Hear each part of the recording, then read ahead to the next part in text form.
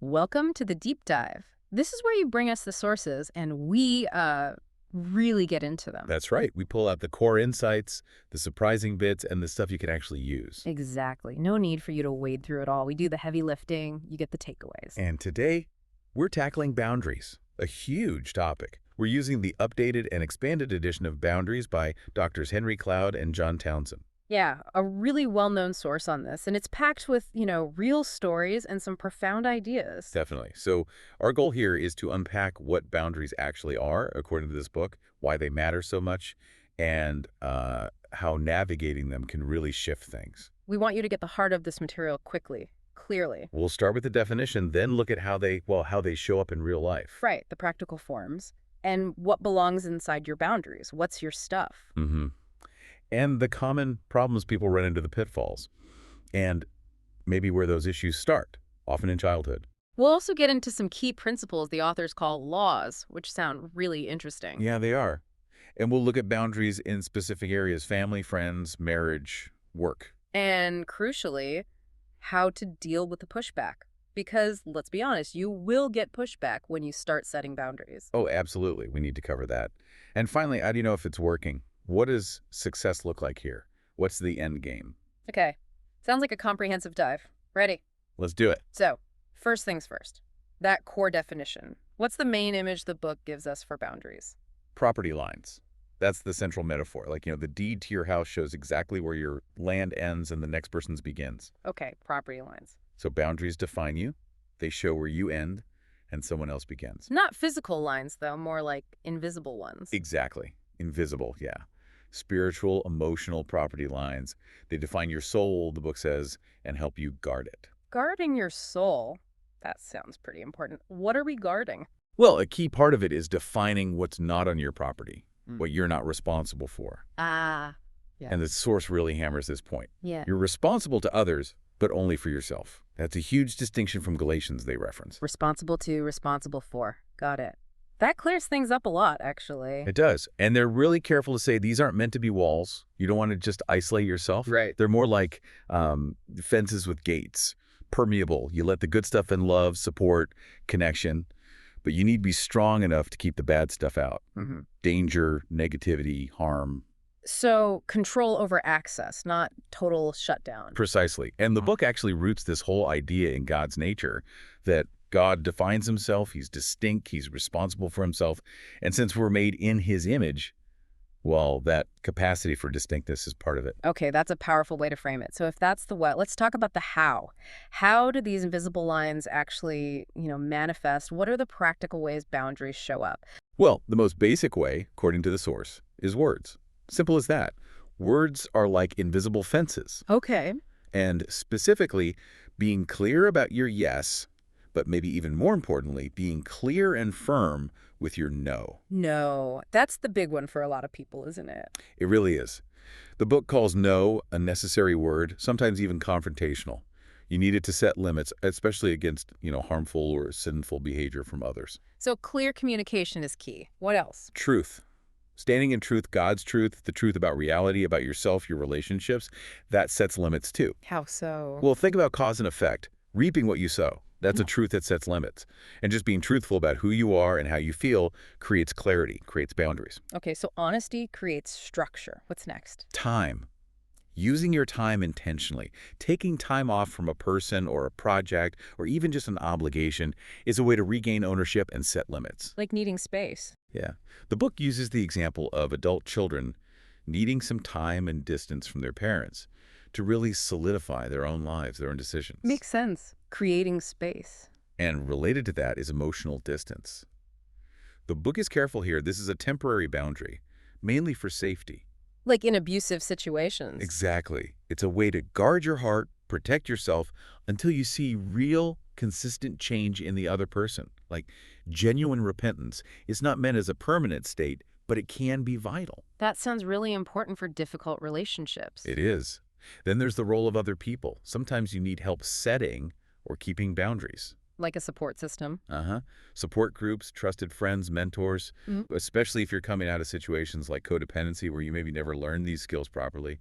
Leaning on others is key. Community strength. Absolutely. And finally, the book mentions our physical bodies, our skin. That's a fundamental boundary. Mm. Respecting physical space, autonomy, especially in marriage, mutual respect. Okay, so words, truth, time, emotional distance, other people, and our physical selves. That's quite a range of boundary markers. It covers a lot, doesn't it? It does. So boundaries define what's ours. What exactly does the book say belongs inside these lines? What's our internal property? Right. So several things are fundamentally yours to manage. Yeah. First, your feelings. Okay. The source says feelings are like warning signals, important messages. If you ignore them, you're ignoring data about what needs attention. So listen to them. Don't just stuff them down. Exactly. Then, your attitudes. These are often learned really early, and they can get distorted. How do attitudes relate to boundaries? Well, the book points out that some people think it's inherently mean or unloving to hold someone accountable. That's a distorted attitude about responsibility. Proverbs, for example, suggests setting limits actually saves lives. So challenging those ingrained beliefs about what's nice. Right. Also, firmly inside your property lines. Yeah. Your choices. You are responsible for your choices, period. No more I had to or they made me. Exactly. The book challenges that thinking. It's about owning your agency, your part in things, linked to self-control. Taking back control. Yes. And it's not just saying no to others. Mm. It's also about having internal limits, saying no to yourself sometimes. Like self-control. Uh-huh. Mm-hmm. The ability to feel an impulse or an emotion without having to act on it immediately, resisting that urge to lash out or overspend or whatever it is. Yeah. This internal structure is key to identity and self-ownership. Saying no internally. Okay. And finally, your talents, Mm-hmm. your abilities, your resources. The book frames this as stewardship. Stewardship. Yeah, like you've been entrusted with these gifts, and you're responsible for managing them well. So saying no to things that would harm or deplete you is actually protecting God's investment in you. Wow. Framing it as protecting an investment gives it real weight. It does, doesn't it? Okay, so we know what boundaries are, what they look like, what's inside them, but obviously people struggle. Where does it typically go wrong? What are the main boundary problems the book talks about?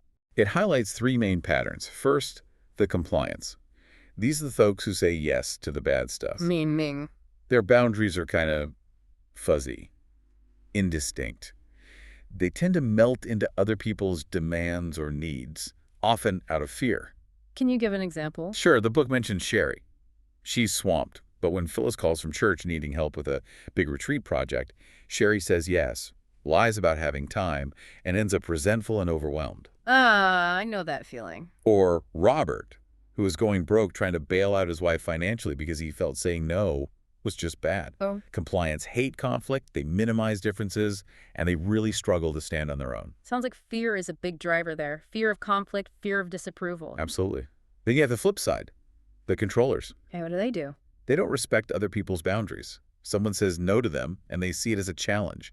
How can I make them change their mind? Like Steve the boss example. It's exactly. Demanding Frank work late, calling him at home, completely ignoring Frank's attempts to set limits. Controllers often avoid taking responsibility for their own lives by trying to manage everyone else. Through bullying or manipulation. Yeah, or guilt. Whatever works to get others to carry their load. The book notes this often leads to isolation because those relationships are built on fear, not real connection. So compliance can't say no, controllers can't hear no. That's a pretty good summary. Uh, And the third category is those who can't say no to themselves. Lack of internal boundaries. Right. This shows up in lots of areas. Mhm. Eating, money, time management, finishing tasks, controlling your tongue, sexuality, substance use. Like the example of a guy in group who couldn't stop interrupting or going off on tangents. Yes, that's presented as a lack of an internal no to the impulse. It's about lacking that inner structure for self-control and focus. And all these seem linked back to those skewed ideas about responsibility you mentioned earlier. Definitely connected. A misunderstanding of where your responsibility starts and stops, both outside and inside. These patterns feel so deep-seated sometimes. How does the book explain their origins? How do boundaries develop or fail to develop in childhood? Well, first, it stresses that boundary development needs supportive relationships. You don't learn this stuff in a vacuum. Mm, Connection with God and others is essential. okay. Then it draws on Margaret Mahler's work on separation and individuation in kids. 3 key phases. Right. What's the first one? Hatching. Around 5 to 10 months, baby starts realizing, hey, mom and I aren't actually the same person. Starts looking outward, exploring. The first little separation. Uh-huh. Then comes practicing, maybe 10 to 18 months. This is the energetic toddler phase, exploring everywhere, testing limits, taking those first steps away from mom. The into everything stage. Exactly. And the crucial parenting task here, the book says, is setting clear limits without crushing that natural enthusiasm and drive for independence. Oof, that sounds like a balancing act. It really is. Yeah. Then comes rapprochement, around 18 months to 3 years. The toddler bumps up against reality. Maybe I can't do everything myself. They get a bit more anxious, need reassurance, come back to mom more. And this is where no gets big. This is where the word no is perfected, as the book puts it. It's the child's main way of saying, I am separate. Okay. And parents have two vital jobs here. Help the child feel safe saying no, and crucially, stay connected and loving even when the child says no or resists. The child needs to learn that their no doesn't mean losing love or connection. Wow. Teaching a child their limits are okay, even lovable, that's foundational. Absolutely. And the book also covers boundary injuries, things that mess this process up. Like what? Parents criticizing a child's no or never setting limits themselves, which can ironically lead to the child becoming controlling later. Trauma, abuse, loss. Alcoholism in the home creates huge confusion about safety and reality, leading to that double-mindedness mentioned in James. Jerry's story comes to mind, being afraid of his mom's anger even as an adult. That's a classic example from the text, yeah. Those early experiences run deep. Though the book also notes that adolescence and young adulthood are key times for revisiting and reworking these boundary issues. It's an ongoing process. It definitely sounds like it. So the book doesn't just diagnose, it prescribes, right? What are some of the core principles or laws of boundaries it lays out? Yes, is several guiding principles. Yeah. One huge one is the law of responsibility. Back to that core idea. Responsible to others, responsible for yourself. Can't live someone else's life for them. You can't. And here's a key twist. Treating others as you want to be treated actually includes setting limits on their destructive behavior. The book argues it's unloving and harmful to them if you don't set limits, because it enables their dysfunction and prevents them facing consequences. So setting a limit can be the loving thing to do. That's counterintuitive for some. Very much so. Then there's law of power. This was critical. You cannot make another person change. You just don't have that power. So what power do you have? The power to change yourself. Your responses, your actions, your boundaries. When you change your part in the dynamic, their old patterns might stop working on you. That's where your power lies. It influences them indirectly and lets you get healthy. Focus on your circle of control. Makes sense. Which leads right into hurt versus harm. This is a big one. Setting a boundary might cause someone pain, hurt, feelings, disappointment, anger. That's the hurt. Okay. But that hurt isn't necessarily harm. In fact, facing the reality of a boundary might be exactly what they need to grow or take responsibility. It might be good for them long term, even if it feels bad short term. Like the dentist analogy you mentioned earlier. The drilling hurts but prevents harm. Sugar feels good but causes harm. Exactly. Don't avoid setting a necessary boundary just because it might cause temporary hurt feelings. That distinction is crucial. That's really clarifying. What else? The law of activity. We're meant to be proactive, not just passive reactors. A lot of boundary issues stem from passivity, not taking initiative when needed. Like the parable of the talents the passive servant gets reprimanded. Right. Passivity lets negative things continue unchallenged. We have to actively engage, push back, take steps. God helps us, but He expects us to act. Step up and do our part. Yes. And finally, the law of exposure. Boundaries need to be communicated.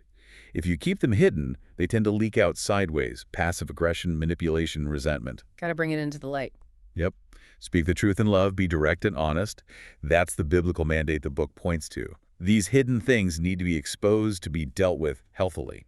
Okay, these laws give a really solid framework. How does this all look in specific relationships, family, friends, marriage, work? Right. The book applies these ideas across the board. In the family of origin, you see issues like adult children who've technically left home, moved out, got married, but still lack emotional permission to be separate. Still feeling guilty or obligated.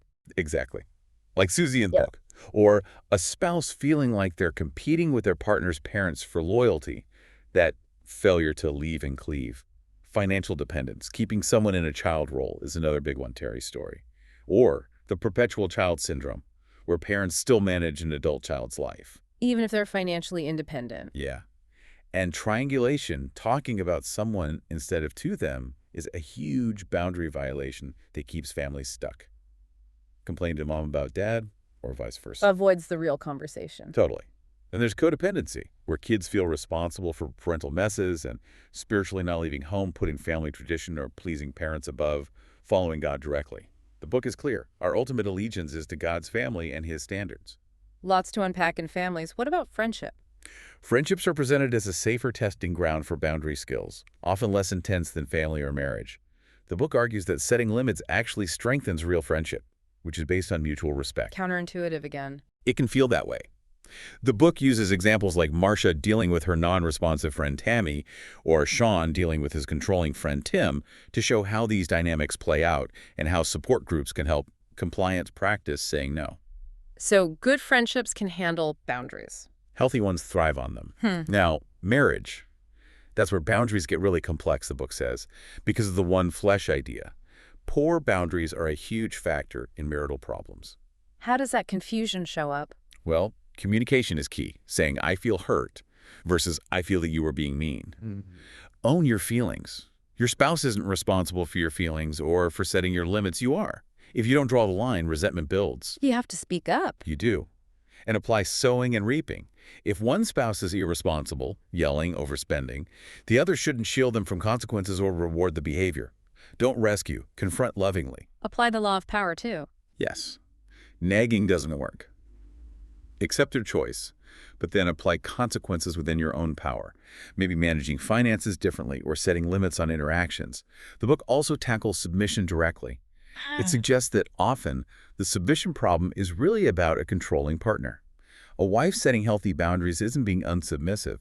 She's actually exposing immaturity and creating an opportunity for growth. Setting limits on hurtful behavior is biblical. That's a bold take.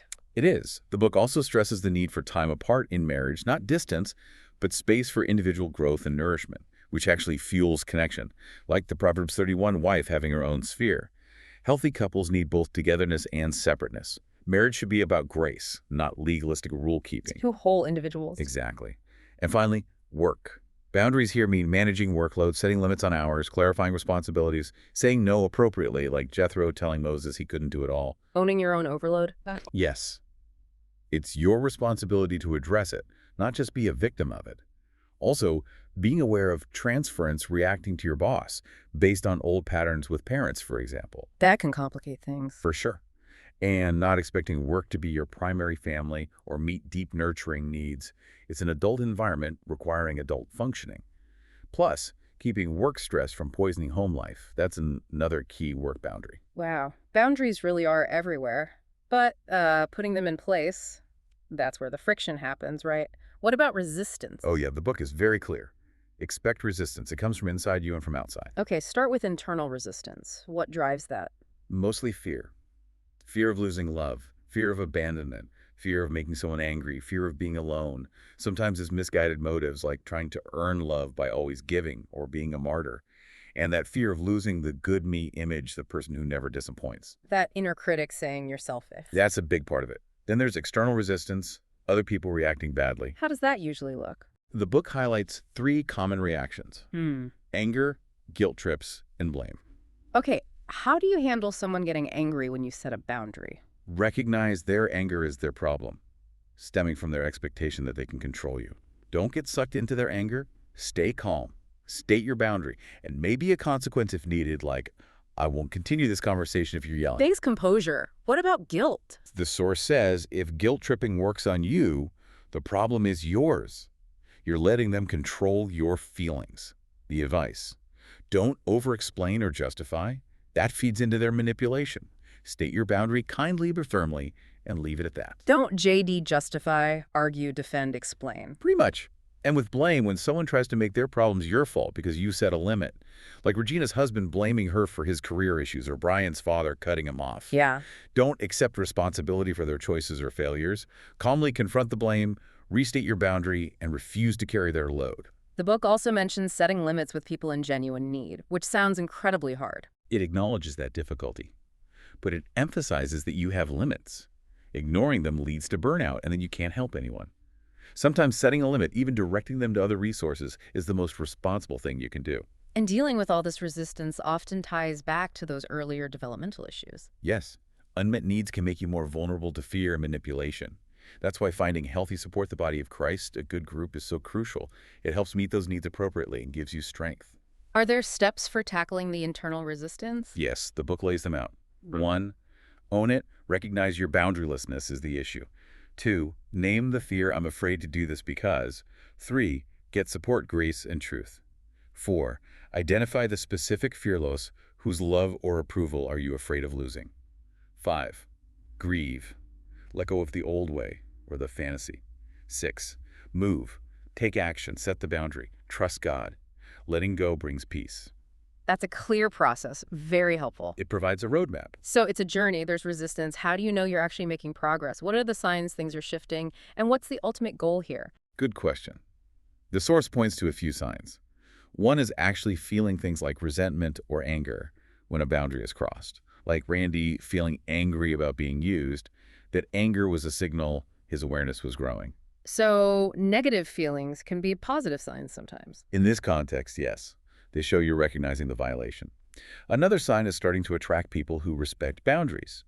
And interestingly, feeling guilt or self-condemnation can be a sign of progress. It might mean your conscience is being retrained away from people-pleasing towards healthy responsibility. That your internal settings are being updated. Exactly. But the ultimate goal isn't just having boundaries. According to the source, the target is maturity. Maturity. Yeah, the ability to love well and work well, to become more like Christ who had perfect boundaries. Okay, so it's about becoming a more whole, functional person. Yes, and part of that success is learning to love and respect other people's boundaries too. Fighting for their no, even when it costs you something. That builds trust and empathy. Makes you better relationally all around. Absolutely. Yeah. And it's ongoing. Life happens. Resistance flares up. You have to keep practicing. Keep your no ready. Yeah. Sherry's day navigating multiple requests shows this reality. Not a finish line, but a way of living. Exactly. Practical tips for success include prayer, developing your own skills and confidence, relying on your support system, and practicing forgiveness. Forgiveness as a boundary. Yeah. The book emphasizes that. Forgiving releases you from the debt someone owes you. It creates separation, frees you up. It's a powerful boundary act. That's profound. And remember, the book says God himself respects boundaries. He lets us make choices, face consequences. He doesn't force himself on us, but he expects his own boundaries, his choices, his will to be respected too. He takes responsibility for his own heart when we reject him. So learning boundaries aligns us more with how God operates. That's the idea. Don't get discouraged by the struggle. It's part of growing in faith and wholeness. Wow. Well, this deep dive into the concepts from boundaries has been incredibly rich. We've gone from the core idea of property lines. How boundaries look in practice, what's ours to own, the common pitfalls like being compliant or controlling. How these patterns develop those key laws like responsibility and power, hurt versus harm. Applying it all to family, friends, marriage, work, and maybe most importantly, how to handle that resistance inside and out. And the big takeaway seems to be, this isn't about selfishness. It's about biblical responsibility, stewardship, protecting what God's trusted to you, your life, your energy, your calling. And you don't do it alone. That need for supportive, truthful relationships comes through again and again in the source material. It's about becoming mature, capable of love and work, building healthier connections. So thinking about those property lines, defining what's yours and what isn't, understanding hurt isn't always harm, and knowing resistance is normal. How might starting to explore or strengthen even one boundary not just change things for you, but potentially invite healthier dynamics into your relationships, even if it feels awkward or meets resistance at first? What's one small step, maybe based on something we discussed, that you could consider? Definitely something to think about. Thank you for joining us for this deep dive. We hope this leaves you feeling more informed and maybe a bit more equipped for your own journey with boundaries.